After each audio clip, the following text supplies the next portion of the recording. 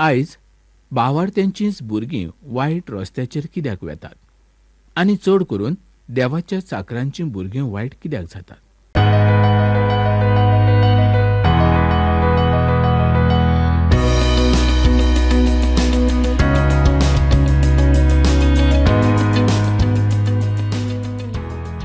मोगळा भावणानो, जेन्ना इस्रायल पोरचेन राजाची मागणी केली आनी सावलाक राजा म्हणून तांणी मानून घेतलो, आजोच अर्थ असो की तांणी देवाक मानून घेवंक ना. ताजो तांणी धिक्कार केलो. सामेलाचो 10वो आविसूर 21 आनी 22 वळीन जेन्ना आमी पळयता तेन्ना आमकां दिसून येता, जेन्ना लोकांक सावलाची वळख करून दिवचो वेळ आयलो तेन्ना तो तांकां मेळूंक ना. ह्या इतल्या व्हड मनशान ल्हान भुरग्या सारकें आपणाचें काम ह्या सुवातेचेर केल्लें आसलें.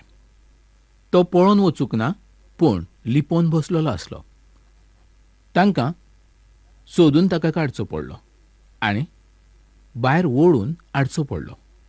परत म्हाका अशें दिसता की हें ताचें फुटकिरोपण आमकां ह्या सुवातेचेर दाखयता. अभिशेकाचें तेल ताचेर वतलेलें आसलें. ताका राजा जावची संदी फावो जाल्ली आसली, तर ताणें उक्तीपणी सगळ्यांच्या मुखार येवन लोकांची सेवा करूंक जाय आसली. राजा सारकें ताचें वागणें आसूंक जाय आसलें आनी देवाच्या लोकांक सुद्दां ताणें सालवार करूंक जाय आसलें. पूण तो वेगळेंच करता. तो वचून लिपता. हाजे वेल्यान अशें दिसता की तो देवाचे खुशे प्रमाणे राजा जाल्लो नासलो, तर मनशांनी ताका ओडून काडून राजा केल्लो आसलो. त्याच पासत लोकांच्या मुखार तो येवंक बरोच भियेतालो. आनी त्याच वेळार लोकांनी अशें म्हटलें, पयल्याच फावट देवान राजाक सालवार करचो वो राजाची इदाद वाडची. अशीं उतरां लोकांनी काडलेलीं आसलीं हें आमकां वाचूंक मेळटा. सामेल राजाचो हक्क आनी काम समजावन सांगलें आनी ते सगळे एका पुस्तकांत ताणें बरोवन दवरलें. ह्याच वरवीं आमी अशें सांगूंक शकतात की सामेलाचें पुस्तक हाजो पयलो वांटो सामुएलान बरयल्लो आसलो.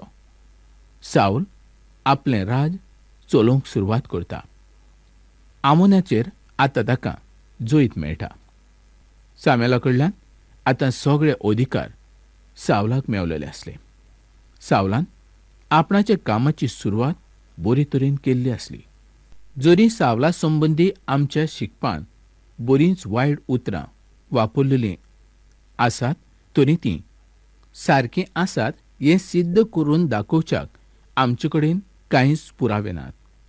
11वो आविसूर पयल्या 3 वळींनी आमी आतां पळोवया. नाहाशा वरवीं जाबेशाच्या लोकांचेर केल्ली मागणी ही एकदम वायट अशी जावन आसली. तांकां सुटकेची गरज आसली. आतां लक्षांत घेयात की ह्या सुवातेर साऊल सामुएलाच्या सांगता आपणाक कशे तरेन ओडटा आनी दोगूय एक आसा हें दाखयता. जेन्ना लढाई करूंक थारावीक लोकांक आपोवचे आसले तेन्ना एकट्याची जाणवाय त्या सुवातेर पुरो जाली अशें म्हाका दिसना.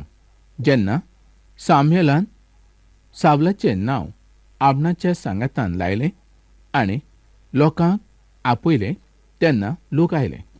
लोक 2 तरेच्या भिरांतेक लागून आयले. एक म्हणजे तांकां सावलाची भिरांत दिसताली आनी आमोनी कितें करतले हाजी तांकां भिरांत आसली. सावलान आपणाच्या लोकांची 3 तरेन वांटणी केली आनी उपरांत इस्रायलांनी आमोन्याचो पाटलाव केलो आनी तांकां खूब वायट तरेन धांवडावन घातले.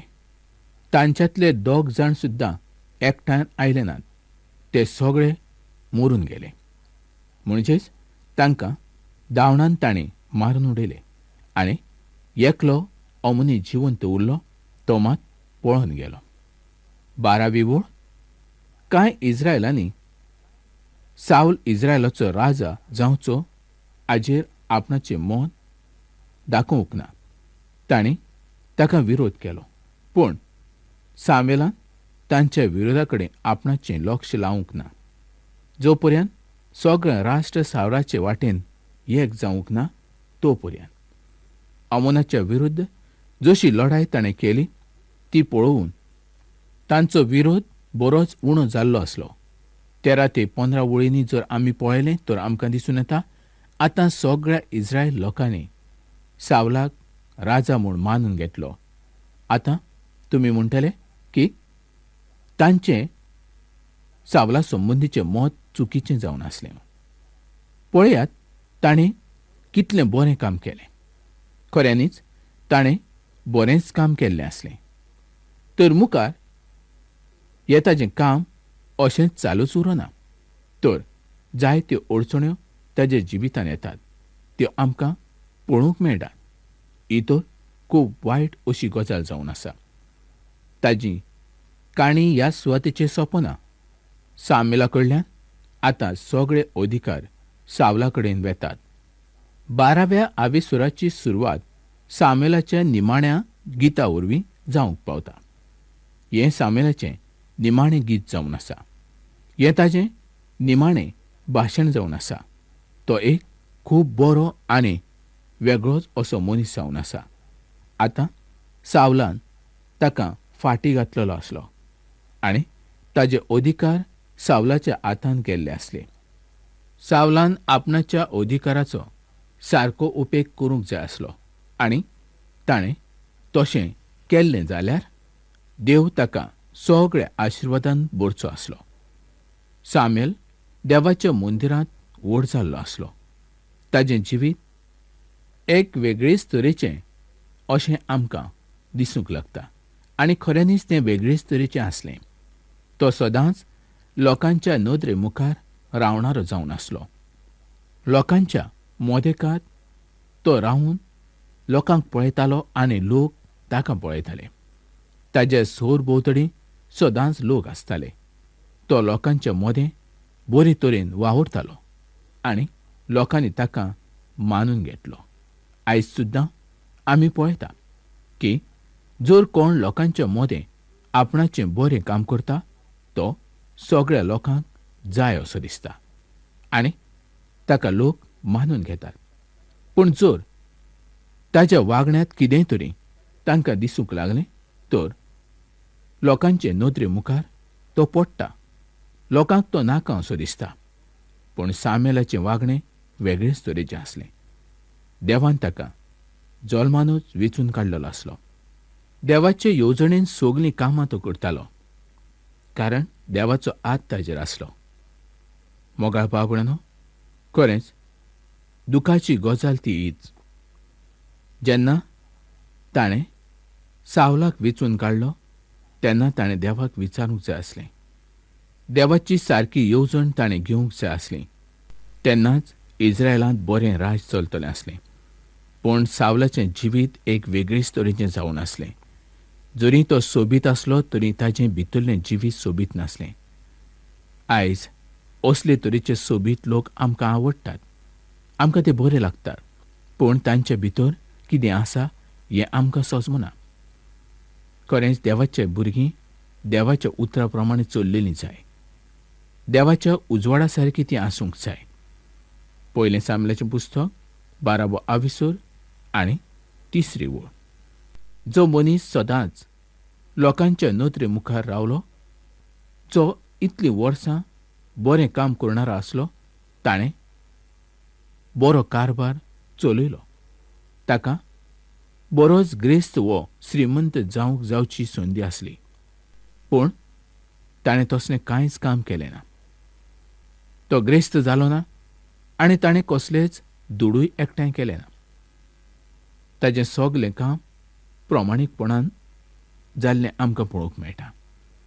ताणें कसलीच आस केली ना. सामुएल देवाच्या उतरान खूब सुंदर दिसणारो मनीस जावन आसलो. पूण एक बाप म्हणून तो पूर्ण जावंक नासलो. जायते लोक जे लोकांच्या मोदेकात आसात आनी जें कितें तांकां दिसता त्या प्रमाणे अशें विचारतात की आयज भावार्थ्यांचींच भुरगीं वायट रस्त्याचेर कित्याक वेतात आनी चड करून देवाच्या चाकरांचीं भुरगीं वायट कित्याक जातात.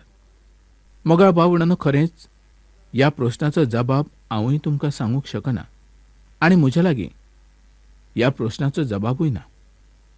पूण लोकांच्या मुखार आपणाचें वागणें कशें आसचें हें जोण एकल्यान तपासूंक जाय, जावं तो जाणटो जावं तो तरणाटो.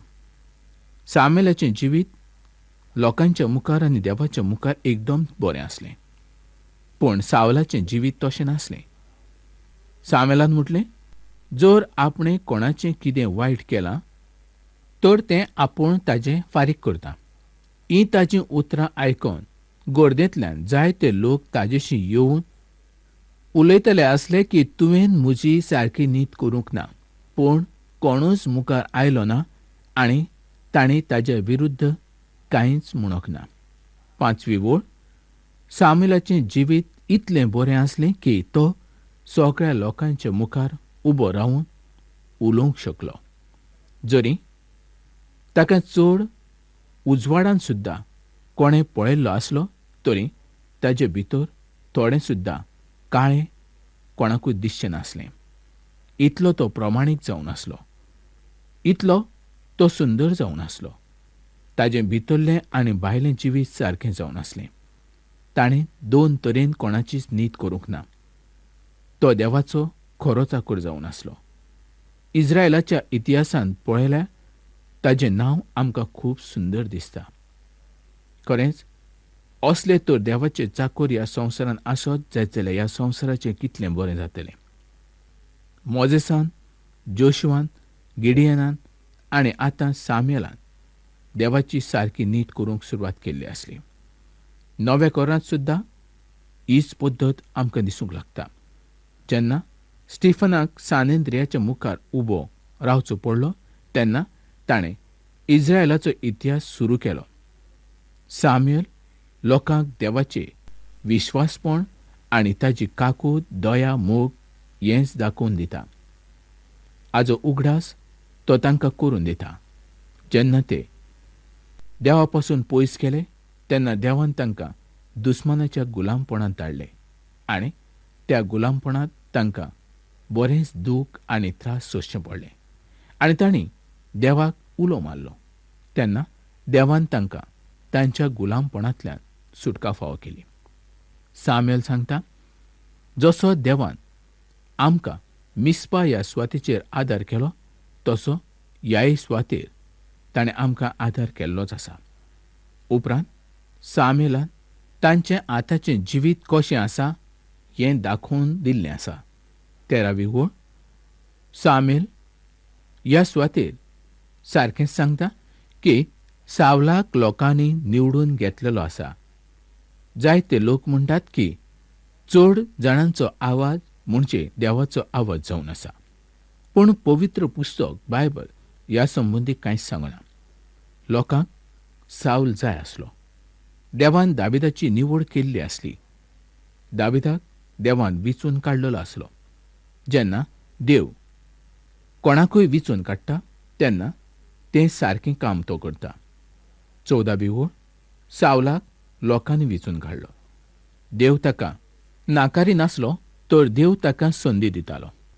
सामुएल लोकांक सांगता की जर ते देवाची सेवा करीत तर तो तांकां आशिर्वादीत करतलो. जर ते ताची सेवा करचे ना तर ताची नीत तांचेर येतली. देवाची सेवा करप म्हणजेच आमी हें बरें आनी उत्तम अशें काम करप. हाज्याकून बरी सेवा आनीक कसलीच ना. 16 ते 18 वळी प्रमाणे जर आमी पळयलें तर आमकां दिसून येता एलिया पयलो मनीस नासलो जाणें तुफानाशी उलोवणें केलें. ताणें पावस हाडलो पूण एलियाच्या पयलीं सामुएलान तें काम केल्लें आसलें आनी सामुएलाच्या जिविता वरवीं देवाची ही येवजण जावन आसली. सामुएल देवाच्या वरवीं उलयणारो जावन आसलो. 19वी ओळ. मोगा बाबणानं इस्रायल पोरजेन राजा मागून घेवप हें पातक जावन आसलें, कारण बाकीच्या राष्ट्रा प्रमाणे तांणी हें केल्लें आसलें.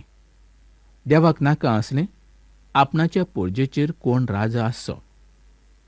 20वे ओळीन आमकां दिसती पडटा, तुमच्या जिवितान आसलेल्या पातका वरवीं तुमच्या जिविताचो नाश करूंक तुमी दिवं नाकात.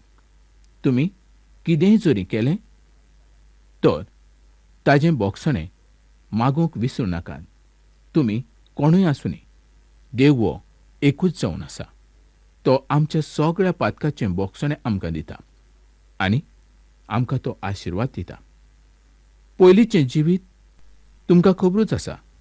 तुमी कसल्या जिवितान जियेताले हेंय तुमकां खबर आसा.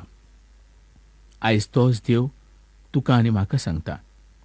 तो म्हणटा, म्हज्या उतरा पासून तुमी पयस वचूं नाका. हांव तुमचो चड आनी चड मोग करता. खरेंच देवाचो मोग म्हटल्यार एक देवाचें व्हड बेसांव, देवाचो व्हड आशिर्वाद. कोणें कोणाचो मोग केला? आयज संवसारांतलो मोग म्हणजे फोटकिरो जावन आसा, पूण देवाचो मोग सारको जावन आसा. देव आपल्या मोगान तुका आनी म्हाका पळयता. देवान जर तुजो आनी म्हजो मोग करचे पसत आपणाच्या पुताक दिलो जाल्यार आयज तुजी जी कितें गरज आसा ती गरज तो तुका दिवचो ना? जरूर दितलो.